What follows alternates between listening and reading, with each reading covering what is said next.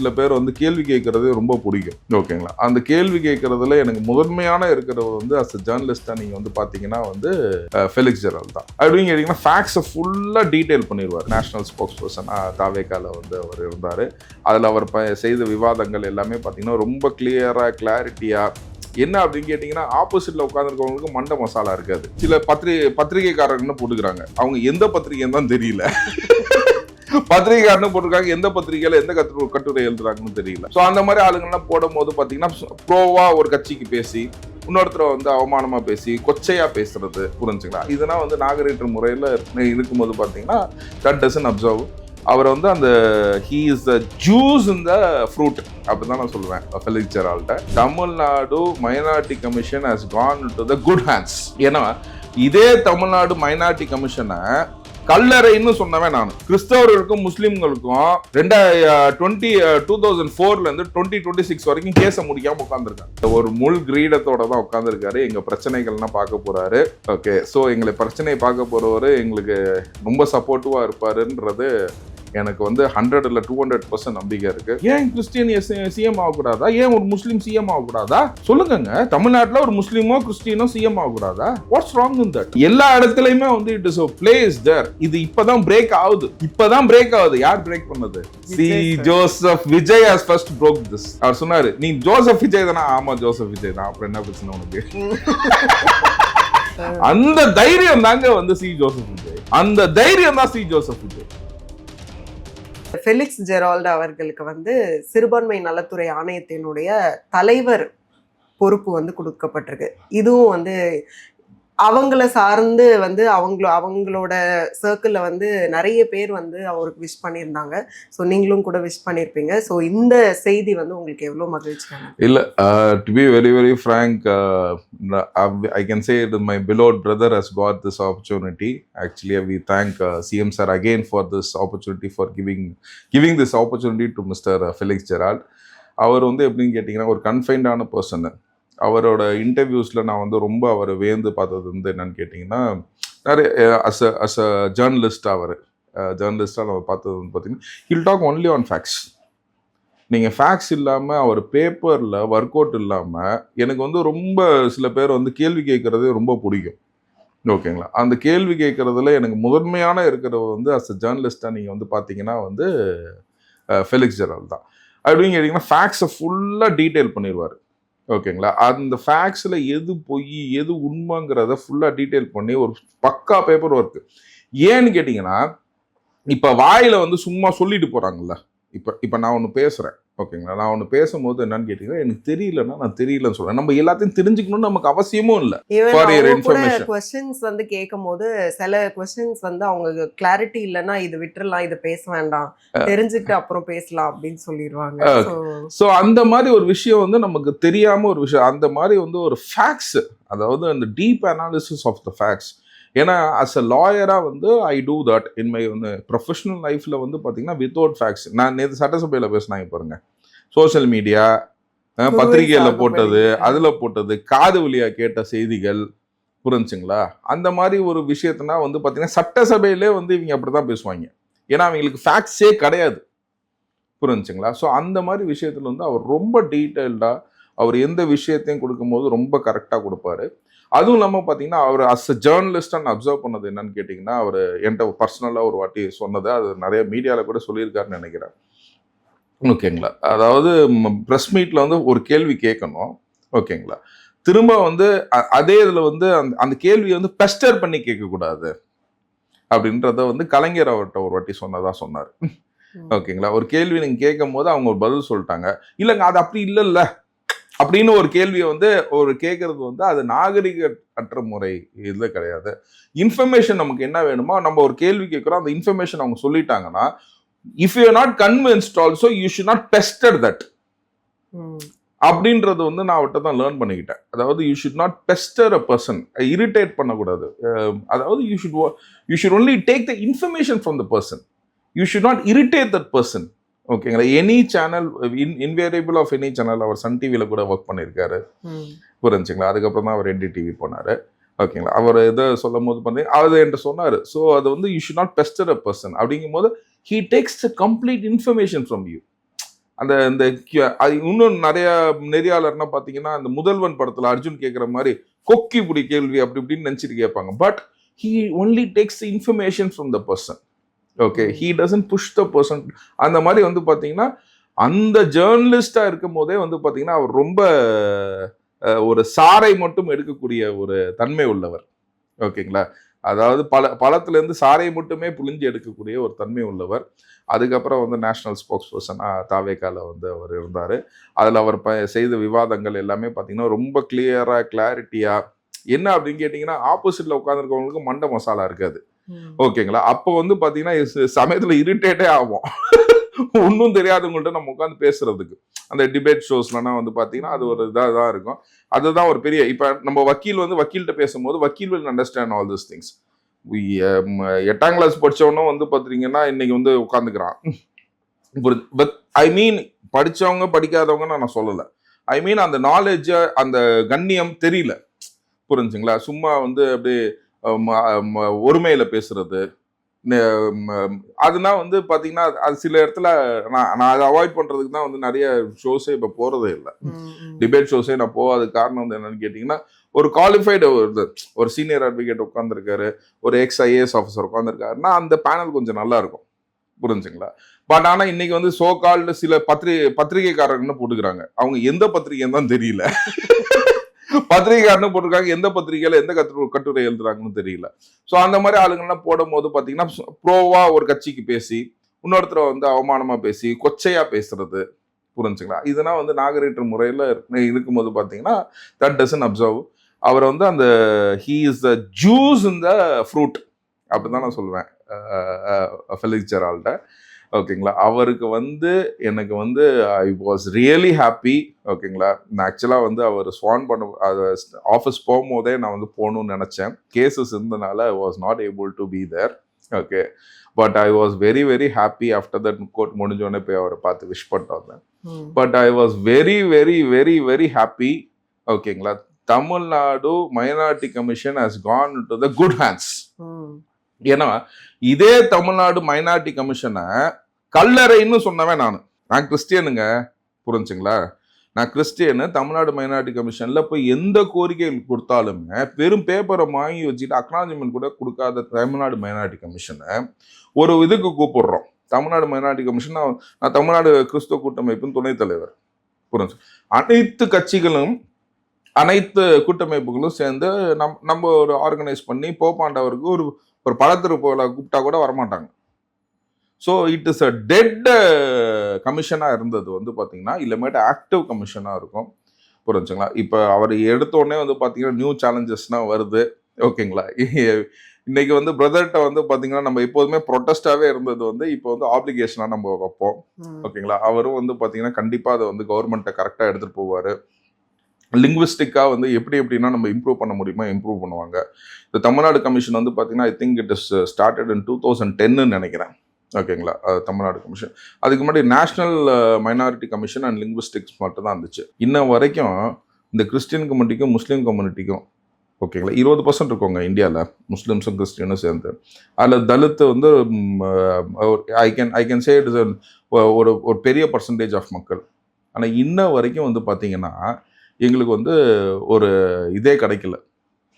ஒரு delayed justice is denied ஜஸ்டிஸும் நான் இதை நான் வந்து உண்மையிலே வந்து பார்த்தீங்கன்னா ஏங்க ஒருத்தர் ஏபி போடுறாரு, ஹைகோர்ட்டில் வந்து ஏபி டிஸ்மிஸ் ஆகுது, மத்தியானமே சுப்ரீம் கோர்ட்டில் ஃபைல் பண்ணுறாங்க, அடுத்த நாள் காலையில் ஒரு பெஞ்சில் வருது, அந்த பெஞ்ச் வந்து உடனே வந்து டிசால்வ் ஆகுது, அவர் ஏற்கனவே என் கிளைண்ட்டுன்னு சொல்லிட்டு மத்தியானமே இன்னொரு பெஞ்ச் வந்து கிரியேட் பண்ணி அவருக்கு வந்து ஏபி கொடுக்குறாங்க. பேர்பட்ட நாட்டில் கிறிஸ்தவர்களுக்கும் முஸ்லீம்களுக்கும் 2004 2026 வரைக்கும் கேஸை முடிக்காம உட்காந்துருக்காங்க. இப்போ national minority and linguistics commission வந்து பார்த்தீங்கன்னா ஒரு கமிஷன் ஒன்று அவங்க வந்து ஒரு இது போட்டாங்க. அதில் ரங்கநாத் மிஸ்ரான்றவர் ஒருத்தர் அவரும் ரெக்கமெண்ட் பண்ணார். So the status has to be given. நல்லா யோசிச்சு பாருங்க, இன்னைக்கு வந்து ஒரு ஹிந்து தலித்தா இருக்காருன்னு வச்சுக்கோங்க, அவர் வந்து ஆண்டவரை ஏற்றுக்கிறாரு, கிறிஸ்டியனாக மாறிட்டாருன்னா உடனே அவர் சோஷியல் ஸ்டேட்டஸ் மாறிடுமா? உடனே வந்து அவரோட எல்லா இது ஸ்டேட்டஸும் மாறிடுமா? உடனே வந்து மக்கள் எல்லாம் வந்து அவர் கிறிஸ்டியனாக மாறிட்டாங்கன்னா okay right, Christian always respects others அப்படின்றது. பட் சோஷியல் ஸ்டேட்டஸுங்கிறது அது மாறலை அப்படிங்கிறது அவரோட ரிப்போர்ட்டும் இருந்துச்சு. அதுக்கப்புறம் வந்து பார்த்தீங்கன்னா பாலகிருஷ்ணன் கமிஷன் சொல்லிட்டு இந்த கவர்மெண்ட் வந்து அதுக்கப்புறம் காங்கிரஸ் கவர்மெண்ட்ல அப்பாயின்ட் பண்ணவர். அவர் ரிப்போர்ட் வந்து 2026 இப்போ சப்மிட் பண்ணிட்டார். அந்த ரிப்போர்ட்டோட சாராம்சம் கூட வெளியில வரலங்க. புரிஞ்சுங்களா? ஸோ இன்னைக்கு வந்து பார்த்தீங்கன்னா அந்த அந்த அந்த விஷயத்துக்காக தான் வந்து பார்த்தீங்கன்னா 10th ஆகஸ்ட் வந்து திங்கட்கிழமை வந்து பார்த்தீங்கன்னா we make it as a black day for Dalit Christians and converted Muslims. புரிஞ்சுங்களா? அப்படின்னு சொல்லி நம்ம வந்து வருஷம் வருஷம் இதை இது பண்ணுறோம். என்னன்னு கேட்டிங்கன்னா அது வெளியிலே தெரியாது. எனக்கு கிறிஸ்தவர்களும் பார்த்தீங்கன்னா முஸ்லிம்ஸும் பார்த்தீங்கன்னா எல்லாம் வந்து சர்ச் வாசல்லையும் மசூதி வாசல்லையும் நின்று ஒரு 2 நிமிஷம் போராட்டம் பண்ணிட்டு போயிடுறாங்க. ஸோ அதில் வந்து நம்ம சட்ட போராட்டங்கள் உடனே எடுத்து செய்யணும். புரிஞ்சுங்களா? இதில் தமிழ்நாடு கவர்மெண்ட்டோட இன்டர்ஃபரன்ஸ் வந்து எங்களுக்கு ஹெல்ப் தான் வேணும். ஏன்னா இது நேஷனல் லெவலில் வந்து இந்த எஸ்சி ஸ்டேட்டஸ் வந்து வாங்கணும் அப்படின்னா வந்து it has to be decided only by the union government. But ஆனால் வந்து பார்த்தீங்கன்னா அது கேஸு இதுனா வந்து பார்த்தீங்கன்னா இந்த நடைமுறை சிக்கல்கள் எல்லாமே வந்து பார்த்தீங்கன்னா தமிழ்நாடு மைனாரிட்டி கமிஷன் வந்து எங்களுக்கு உதவி செய்து தலித் கிறிஸ்டியன்ஸ்க்கும் மற்றும் கன்வெர்டட் தலித் முஸ்லிம்ஸ்க்கும் வந்து அவங்களுக்கு உண்டான கோரிக்கைகளை நிறைவேற்றி கொடுக்குமாறு கேட்குறோம். ஸோ அவர் வந்து பெரிய ஒரு முள் கிரீடத்தோட தான் உட்காந்துருக்காரு. எங்கள் பிரச்சனைகள்லாம் பார்க்க போகிறாரு. ஓகே, ஸோ எங்களை பிரச்சனையை பார்க்க போகிறவர் எங்களுக்கு ரொம்ப சப்போர்ட்டிவாக இருப்பாருன்றது எனக்கு வந்து 100 இல்லை 200% நம்பிக்கை இருக்குது. So through your channel I wish him brother congratulations. I wish you for your this post. Okay, you have become a chairman for Tamil Nadu Minority Commission. Okay, we seek your support in all directions. Please help us and the community. Thank you. இந்த தருணத்துல ஒரு விஷயம் என்னன்னா, already வந்து திமுக மேல வந்து தொடர்ச்சியாக நம்ம சொல்லிக்கிட்டே இருந்தது என்னன்னா, மைனாரிட்டிஸ்க்கு வந்து ஒண்ணுமே செய்யல அப்படிங்கிற குற்றச்சாட்டு ரொம்ப நாளா இருந்துட்டே இருக்கு. நீங்க கூட நிறைய இன்டர்வியூஸ்ல அதை பதிவு பண்ணியிருக்கீங்க.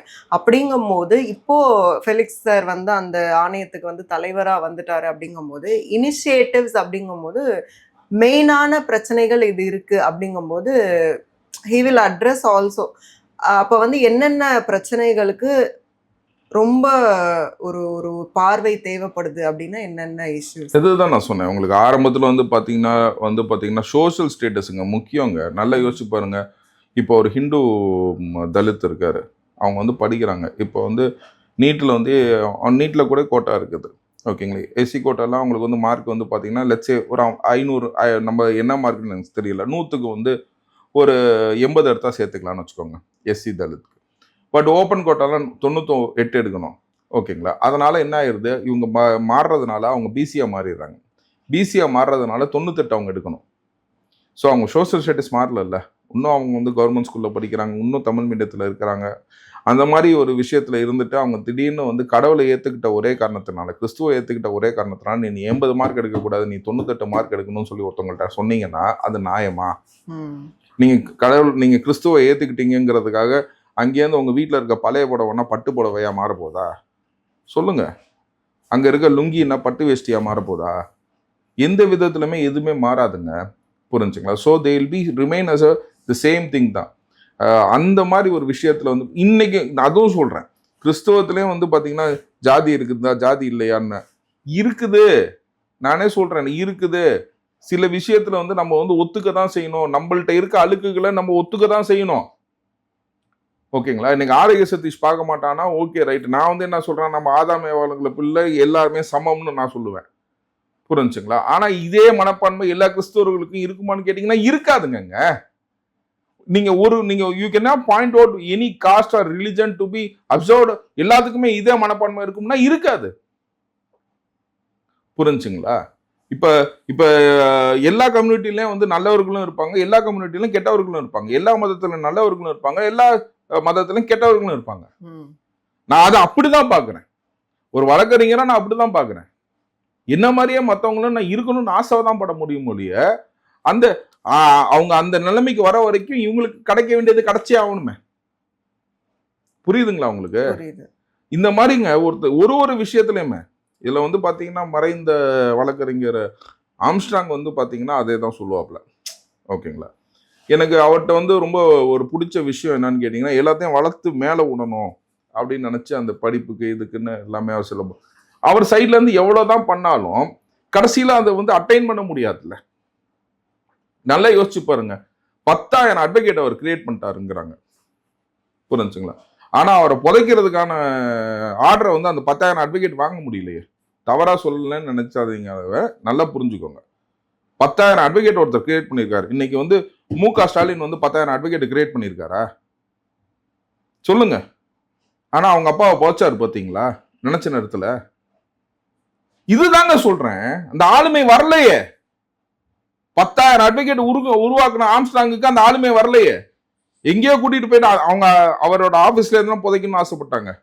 அது அந்த பர்மிஷன் கிடைக்கலையே. ஏன்? நீங்க எல்லாத்துக்கும் தெரிஞ்ச ஆம்ஸ்ட்ராங்கே இந்த நிலைமை தாங்க. புரியுதுங்களா உங்களுக்கு? அவர் வந்து புத்த மதத்தை ஏத்துக்கிட்டாரு. அதனால அவருக்கு எஸ்சி ஸ்டேட்டஸ் கண்டெயின் ஆகுது. இன்னைக்கு அதே கட்சியில வந்து கிறிஸ்தவ மதத்தை ஏத்துக்கிட்டவங்க பிசின்னு சொன்னீங்கன்னா ஒத்துக்குவீங்களா? புரியுதுங்களா உங்களுக்கு? ப்ராப்ளம் இஷ்யூஸ் புரியுதுங்களா? சோ மேல வரத்துக்கான முயற்சிகள் அவங்க எடுக்கும் போது பாத்தீங்கன்னா அதை நம்ம ஹெல்ப் பண்ணணும். கவர்மெண்ட் அவனை ஏத்தி விடாம வந்து இதே பண்ணிட்டு இருந்தா என்ன, எப்படி ஏற முடியும்? மக்கள் எப்படி ஏற முடியும் சொல்லுங்க?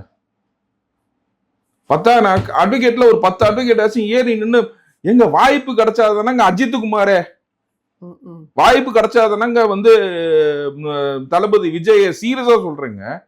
என்ன நம்ம இவரை மட்டும் சொல்லிட்டு அவர் சொல்லலாம்னு சொல்லக்கூடாது. அதுக்காக நான் 2 பேர்த்தையும் சொல்றேன். வாய்ப்பே கிடைக்கலன்னா என்ன பண்ணுவாங்க 10,000 பேரு? சோ இதுதான் வந்து கீ இஷ்யூவா. ஆமாங்க, வாய்ப்பு கிடைக்கலன்னா என்னங்க பண்ணுவீங்க? நல்லா யோசிச்சு பாருங்க. வாய்ப்பு கிடைக்கலன்னா என்ன பண்ணுவீங்க? அந்த வாய்ப்பை இப்ப வாய்ப்பு கிடைக்கிறதுல என்ன பண்ணுவாங்க? எப்ப அந்த ஆள் வேணாம் நம்ம ஆபீஸ்க்கு. ஏன்னா ஏற்கனவே இருக்கிற ஆபீஸ்ல எல்லாருமே வந்து எல்லாருமே சமமா எடுத்துக்கிற மாதிரி இருக்கிறாங்களா? சில கம்யூனிட்டிஸை வளர விட மாட்டாங்க. புரிஞ்சுங்களா? ஸோ அந்த மாதிரி சில சூழ்நிலையில எப்படி ஒருத்தருக்கு வளரணும், எப்படி அவங்களுக்கு அறிவாற்றல் கொடுக்கணும், எல்லா விஷயமுமே இருக்குங்க. It is a big subject. நீங்க பேசுனீங்கன்னா நீங்க பேசிட்டே தான் போகணும். FCRA புரிஞ்சுங்களா? நீங்க ஏகப்பட்ட இஷ்யூஸ் நீங்க இருக்கு. நீங்க அதை பத்தி பேச ஆரம்பிச்சீங்கன்னா எனக்கு 1 நாள் வேணும். எனக்கு 1 நாள் வேணும். ஓகேங்களா? என் வாழ்க்கையில வந்து பல மணி நேரம் இதுக்காகவே வந்து நம்ம இது பண்ணிட்டோம். ஒன்னா வந்து பாவம் இது ஃபர்ஸ்ட் இன்டர்வியூ பார்த்தோன்னே இன்னும் இவ்வளவு பெருசனை கொண்டு வந்து ஆடுக்கு சதிச்சே கொடுக்குறான், மற்றவங்கன்னா எவ்வளவு கொடுப்பாங்கன்னு பிரதர் நினைக்க வேணாம். ஆனா he is capable of doing it. He can do what. புரிஞ்சுக்கணும். எங்களுக்கு வந்து அசிஸ்டன்ஸ் மட்டும் தாங்க வேணும். நாங்கள் ஒன்றும் ஐயா எனக்கு துட்டு கொடுங்கன்னா போய் நிக்கல.